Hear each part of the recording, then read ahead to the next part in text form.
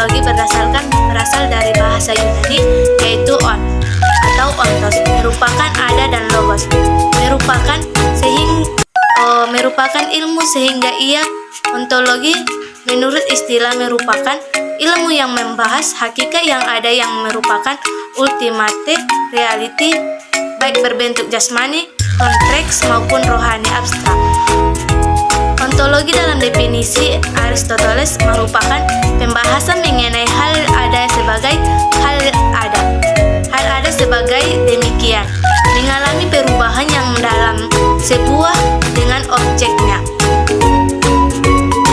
Ontologi dalam pandangan Dewingi merupakan dari filsafat dasar yang mengungkapkan makna dari semua eksistensi yang membahasnya, meliputi persoalan-persoalan, atau G pada tahun 1997. A. Apakah artinya ada hal yang ada? B. Apakah golongan-golongan dari hal ada? C. Apakah sifat dasar kenyataan dan hal yang ada? D. Apakah cara-cara yang berbeda dalam mana jelas dari kategori-kategori logis yang berlainan, misalnya objek-objek fisik, pengertian universal, abstrak, dan bilangan. Dapat dikatakan ada ontologi menurut Surya Sumantri pada tahun 1990, membahas mengenai apa yang ingin kita ketahui, seberapa jauh kita ingin tahu, atau kata dengan lain, suatu pengkajian mengenai teori tentang ada telah ontologis, yaitu aspek ontologi. Kata ontologi berasal dari bahasa Yunani, yaitu on yang berarti ada dan ontos berarti keberadaan.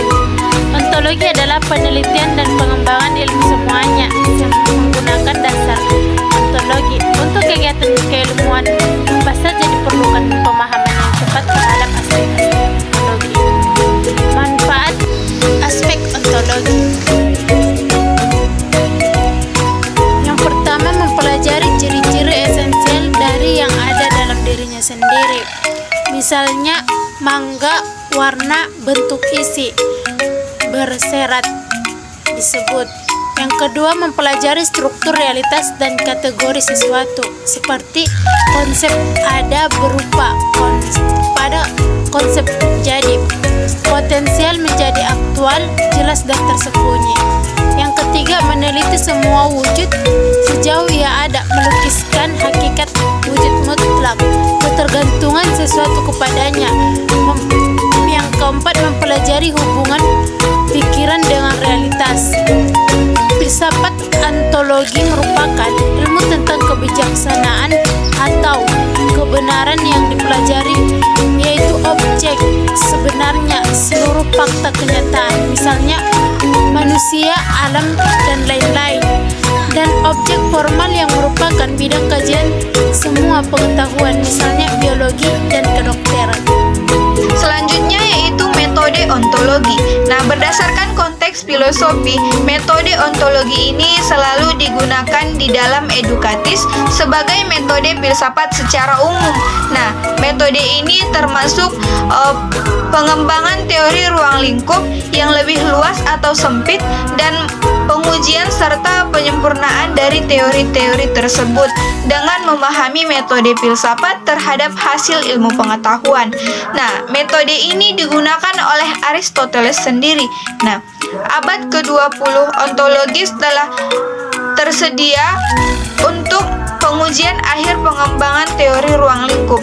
Nah, ontologi saat ini memiliki pilihan kerangka formal atau yang berasal dari aljabar, kategori teori, mereologi, topologi, dalam bentuk teori yang dapat dirumuskan.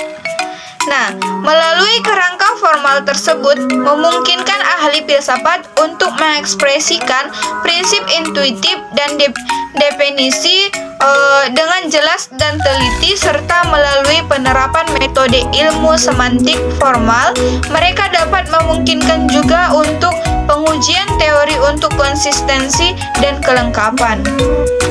Ontologi dalam struktur ini, posisi dan peran penting ontologi sebagaimana yang telah dipaparkan pada subbab pertama mengenai definisi dari ontologi dalam filsafat bahwa ontologi merupakan studi atau pengkajian mengenai sifat dasar ilmu yang menentukan arti, struktur, dan prinsip ilmu. Ontologi menempati posisi yang penting karena ontologi menempati posisi landasan yang terdasar dari segitiga ilmu dan terletak undang-undang dasarnya dunia ilmu. Pembahasan para ahli sebelumnya mengatakan bahwa fenomena ilmu bagaikan fenomena gunung es di tengah lautan. Sedangkan yang nampak oleh panca indera kita hanyalah sebuah kerucut, biasanya yang tidak begitu besar. Namun jika kita selami ke dalamnya, akan nampak fenomena lain yang luar biasa, di mana ternyata kerucut yang terlihat biasa tersebut merupakan puncak dari sebuah gunung yang dasarnya jauh berada di dalam lautan. Sehingga ilmu yang terlihat hanyalah permukaan atau sebuah terapan dari sebuah dunia yang lebih luas, yaitu dunia paradigma atau dunia landasan ilmu.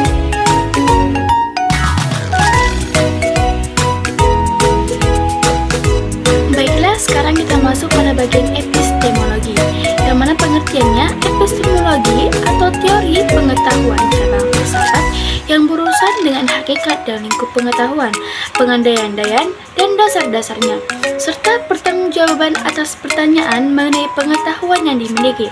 Epistemologis membahas tentang terjadinya dan kesahihan atau kebenaran ilmu. Ilmu-ilmu yang dimiliki oleh manusia berhubungan satu sama lain dan tolak ukur keterkaitan ini memiliki derajat yang berbeda-beda. Sebagian ilmu merupakan asas dan fondasi bagi ilmu-ilmu lain, jadi nilai dan validitas ilmu-ilmu lain bergantung pada ilmu tertentu dan dari sisi ini. Ilmu tertentu ini dikategorikan sebagai ilmu dan pengetahuan dasar. Epistemologi berasal dari bahasa Yunani yaitu epistem dan logos. Epistem berarti pengetahuan atau knowledge. Logos berarti teori, dan demikian epistemologi secara etimologis berarti teori pengetahuan. Epistemologi mengkaji mengenai apa sesungguhnya ilmu, dari mana sumber ilmu, serta bagaimana proses terjadinya.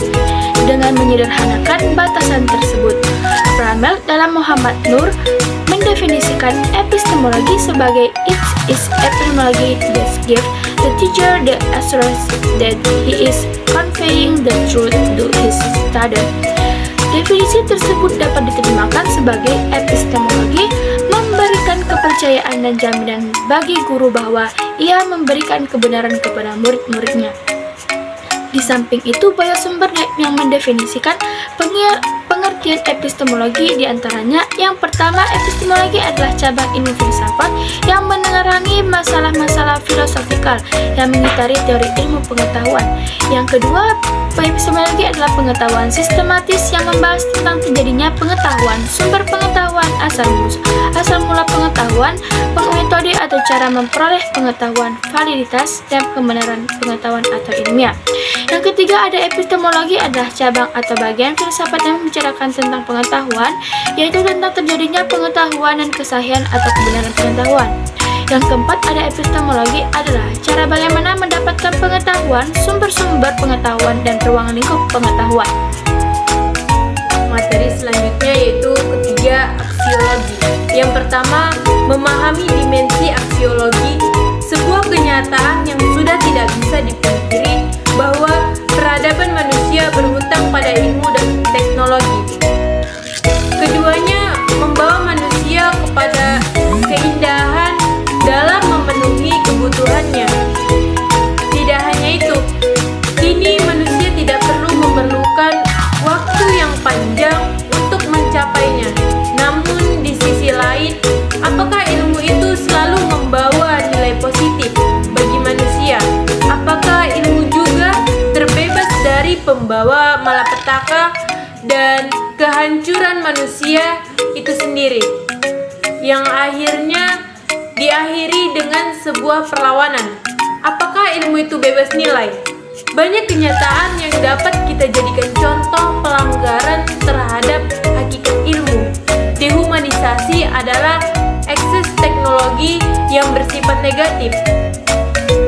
Dengan demikian, sebuah ilmu bisa berdampak positif, bisa juga berdampak negatif, bergantung bagaimana operasionalisasi ilmu dalam kontribusinya dalam memenuhi kebutuhan orang banyak. Sebagai ilmuwan, sudah seharusnya mengetahui bagaimana sikap yang harus dibangun ketika mengamalkan sebuah ilmu, sehingga ilmu yang dibuat dengan hakikatnya kebenaran tidak akan mengalami pembiasan tujuan, bahkan membentuk tujuan sendiri. Sebagai intelektual komunikasi, apakah kita membayangkan bahwa proses komunikasi yang dilakukan akan membawa nilai guna atau justru menyengsarakan atau membahayakan orang lain yang menjadi lawan bicara kita? Oleh karena itu, berbicara masalah aksiologi, ilmu tidak akan dapat lepas dari persoalan moral. Secara moral, ilmu harus ditujukan untuk kebaikan manusia tanpa mengubah hakikat kemanusiaan. Ketimpangan akan terjadi bila pemahaman ilmuwan terhadap sains dan teknologinya hanya terbatas pada pemahaman konten tanpa berusaha memahami sisi manusia pembuat ilmu. Pemahaman yang terbatas pada sisi sains saja akan berefek pada kurangnya perhatian terhadap moralitas pengguna ilmu. Padahal ilmu bukanlah sesuatu yang bebas nilai.